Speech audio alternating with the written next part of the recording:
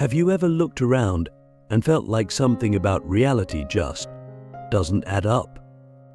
Like you're playing a game but no one gave you the rules. You go to school, get a job, pay bills, smile at people, chase goals. But you succeed sometimes, you fail.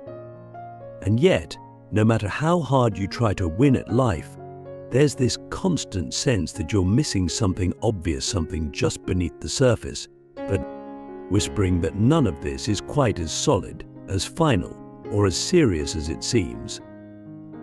That maybe, just maybe, it's all an illusion. But what does that even mean? Is it just poetic mysticism, or is there a deeper truth hiding in plain sight, one that could completely free your mind? That's exactly where Alan Watts takes us. He didn't just claim life seemed like an illusion, he argued it is one. Not in the sense that it's fake or meaningless, but in the way a dream feels entirely real until you wake up. The twist: Watts believed we're all asleep in a dream of separation from each other, from nature, from the present moment, and ultimately, from ourselves. And here's the wild part: this illusion is so convincing, so persistent, that even when someone tells you it's an illusion, you still act like it's real. You still panic over your bank account. You still obsess over what strangers think of you. You still fear death as if it's the end of the story. But if Watts is right, if life is indeed a grand, elaborate illusion, then waking up isn't about changing the world. It's about seeing through it. And when you do, nothing stays the same. Click subscribe to this channel to get more profound insights. Let's start with the basics.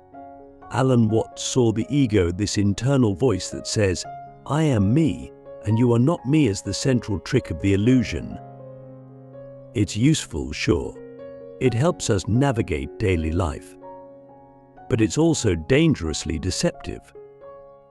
Why? Because it makes us believe that we are a thing separate from the world, like a drop of water trying to exist apart from the ocean. That illusion of separateness creates fear, anxiety, competition, and endless striving. It convinces you that you are alone. And once you believe that, really believe it, then everything in life becomes a struggle to defend that isolated self. But here's the irony: there is no isolated self. The you think you are is a story, a mask, a role being played like a character in a movie forgetting it's part of the script. Watts compared this to an actor so deep in their role that they forget they were acting. The danger isn't the performance, it's the amnesia. He asks us to consider something wild. If you could dream any dream tonight, what would you do? At first, you'd live out all your fantasies, riches, adventures, lovers, fame. But eventually you'd get bored. You'd want surprise, challenge, uncertainty. You'd want to forget you were dreaming just for the thrill of rediscovering who you are. And in that desire for total immersion, you'd eventually dream this. Your life, your fears, your struggles, your little moments of joy, your entire human experience with all its flaws and wonders. That's how Watts describes you, as the universe playing hide and seek with itself. As God dreaming it was you, just for the fun of waking up again. It's not meant to be taken literally, but philosophically. The point is this: you're not trapped in life, you're participating in it. And when you wake up to that, something strange happens. You stop trying to control everything. You stop resisting. You stop running from pain as if it's some error in the system. And that brings us to the second layer of the illusion: control. Most of us live under the delusion that we must manage our lives like a chessboard. make the right moves, avoid mistakes, optimize everything. But Watts flips that idea upside down. He suggests that control is just another illusion created by the ego. Think about breathing. You don't decide to breathe out, it just happens. You can take conscious control, sure, but only briefly. But it's the same with your thoughts. Ever notice how they arise on their own? You don't sit there and construct every thought word by word. They just come uninvited. Yet somehow we still think we're the ones in charge. Watts would laugh here and say, "You don't beat your heart. It beats you." So what's the alternative? Surrender not as defeat, but as awareness. To see that life isn't a problem to be solved, but a dance to be danced. That's why Watts loved metaphors like music and play. You don't listen to music just to get to the end. You enjoy the unfolding, the pauses, and the rhythms. Life, he said, is exactly like that, except we keep trying to fast forward to success or stability or whatever illusion we've been sold as the end goal. And in doing so, we miss the entire point of being alive, to be here, not to get somewhere. But what makes this illusion so sticky, so hard to see through, is that we've been hypnotized by culture since birth. We're told what success looks like, what happiness looks like, what normal looks like. So we spend decades chasing a script we didn't write, then wonder why it doesn't feel right. Watts calls this the myth of the separate self, a cultural hallucination that keeps us locked in anxiety and alienation. And yet, if you really deeply look at your experience, you'll start to notice that the boundary between you and the world is more like a thought than a fact. Where do you end and air begin? Where do you end and sound begin? Where do you end and awareness begin? There is no hard line, only a fluid, interconnected process. But we miss this because we're busy obsessing over our identity. So here's a big question to sit with. What if who you think you are is just who you've been told to be? And if so, who are you beneath that story? Beneath the labels, achievements, traumas, and roles. Watts would say you are the universe, aware of itself, for a little while. Not in some mystical fluff sense, but in a grounded, biological, philosophical truth. Every atom in your body was forged in a star.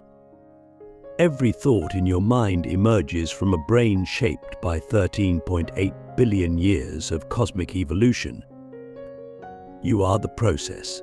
You're not in the universe, you are the universe, looking out through a pair of eyes, briefly pretending to be someone. And the moment you truly see that, the illusion begins to dissolve, not with fireworks but with relief. You don't have to prove anything. You don't have to win the game. You just have to wake up. And here's where it gets even more radical. If life is an illusion, not fake, but symbolic, then pain, too, takes on a new meaning. Pain isn't always a punishment. It's a signal. It's a portal. A place where the illusion cracks just enough for light to come through. Think of the moments in your life that changed you the most. Were they easy? Or were they moments when everything fell apart and you finally saw through something? That's what awakening is, not adding something new, but seeing through what was false. And Watts invites us to do just that, not by escaping life, but by entering it more deeply, with curiosity instead of fear. Because when you stop resisting reality, you start participating in it. Feel fully, freely, joyfully, even when it's messy. So I ask you with total sincerity, What part of your life feels most real to you right now, and could it be the most persistent illusion? Could it be that the thing you're chasing, fearing, or avoiding is actually the doorway to liberation if you could just stop clinging? This isn't about detachment in the cold, emotionless sense. It's about seeing that everything is already happening, and your role is not to control it, but to witness it, to flow with it, to become it. This is the beginning of freedom. Not external freedom, but inner freedom, the kind you don't get from success or power or belief. It's the freedom that arises when you realize you were never trapped. You were just dreaming you were. Now that we've seen the illusion for what it is, a cosmic dream woven out of consciousness, ego, culture, and the human fear of not knowing, let's take the final step. And I'm going to warn you right now, this part might shake everything you believe about reality, yourself, and the purpose of your life. Because Alan Watts didn't just say that life is an illusion. He went further. He said the self you believe yourself to be is a fiction, and not just a little one, but the central illusion that keeps you trapped in suffering. You were never the player on the board.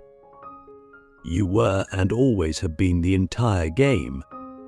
But the ego can't accept that, can it? The ego wants to be important. It wants to matter. It wants to win. It wants to be someone. And so it invents a name, a backstory, a goal. It holds onto pain and identity like armor. But it says, this is me. But who is that me? Where is it located exactly? Can you point to it in your body? Is it in your thoughts, your memories, your achievements, your trauma? You begin to see the problem. There's no permanent self there. It's just a swirling storm of experiences, sensations, feelings, and beliefs, all moving, all changing, all arising and fading like clouds. But we fear letting go of the self because we've been told that's all we are. Alan Watts, channeling the wisdom of Vedanta and Zen, drops the bomb. You are not the self watching the world. You are the process by which the world watches itself. The wave does not exist apart from the ocean. The dancer is not separate from the dance. And you are not a person in the universe, you are the universe personing for a little while. But this is the final undoing of the illusion. Because once you see this truly, not intellectually, but in your bones, a strange, beautiful thing happens. You stop clinging to control, to identity, to permanence. You stop fearing change because you are change. You stop fearing death because you were never born in the way you thought. What dies is the illusion. What remains is the ever-unfolding dance of being. Watts describes this moment as a kind of cosmic laughter, the sudden realization that the thing you were so terrified of was never real, that the one who suffered was a mask, that underneath the drama you are and have always been the play itself. So what does life become after that realization? Not emptiness, not nihilism, but play, joy, creativity, compassion. Why? Because you realize there's nothing to defend anymore, but no separate self to protect. Just one vast interconnected process, exploring itself in infinite forms. And when you see that the others around you are not other at all, but just more of the same reality, the same source, then love becomes not a moral duty, but a natural expression. Of course you care. Of course you forgive. Of course you let go. Not because you're noble, but because you're awake. But let's bring this back to practical reality. You might ask, okay, this is deep and poetic, but I still have a job. I still have bills. I still hurt. How do I live this truth? Watts would answer with a smile, live it playfully. Take life seriously enough to engage, but lightly enough not to drown. When you walk into a room, remember you're not just a person among others, you're the whole universe walking into itself. When you feel fear, remember it's not a signal to fight or flee, but to notice. What illusion are you defending? What story are you gripping? And when you feel lost, as we all do, remember, the point was never to find yourself. It was to lose the illusion of who you thought you were. And here's the twist. When you stop trying to be someone, when you stop clinging to the self, something unexpected emerges, a deeper self. Not the mask, not the ego, but presence, awareness, flow. You become more authentic by dropping identity, not by building one. You speak more truth when you stop trying to sound smart. You love more freely when you stop trying to protect your heart. You begin to live, not from effort, but from alignment. Not from seeking, but from seeing. And maybe the most freeing part of all, you stop needing a reason for your existence. You stop needing life to justify itself. Watts called this the meaning of meaningless. When you realize life doesn't have a fixed purpose, you give it play. You dance with it, you paint with it, you explore. Not because you must, but because you can. And that is the ultimate liberation. But the mind will fight this. It will scream, but what about my trauma? What about injustice? What about suffering? And those are valid questions. Watts never denied suffering, he just invited us to see it differently. Not as something going wrong in the system, but as part of the dance. Not as something that defines us, but as something that moves through us. He believed that when we fully embrace the illusion, when we play our role consciously, we don't become indifferent, we become fully alive. Wake inside the dream. Able to feel everything: joy, sorrow, love, rage, without drowning in it. So I ask you, what if your problems are real but your identity is not? What if your suffering is sacred but your story about it is optional? What if the greatest act of healing is not fixing yourself, but seeing through yourself? What if freedom has nothing to do with escaping pain and everything to do with no longer resisting it? These aren't ideas to just think about. These are insights to live. The next time you find yourself caught in anxiety, step back and ask, who is anxious? Can you find the one who suffers? Or is it just thoughts and sensations arising in awareness, like waves rising and falling on the surface of the sea? When someone insults you, pause and ask, who is offended? What self is being threatened? And is that self actually real? And in those moments, those micro-awakenings, you begin to taste the freedom Alan Watts spoke of. A freedom that isn't granted by society or earned through achievement. A freedom that was always there, hiding beneath the illusion of who you thought you were. So I'll leave you with this final thought, not as a conclusion, but as a beginning. You are not a drop in the ocean. You are the ocean, pretending for a little while to be a drop. And the moment you remember that, not just with your mind, but with your being, you'll laugh. Not because it's a joke, but because it was so obvious all along. And in that laugh, something beautiful will unfold: peace, joy, compassion, and the total, unshakable realization that all of it is just the universe dancing with itself. Welcome home.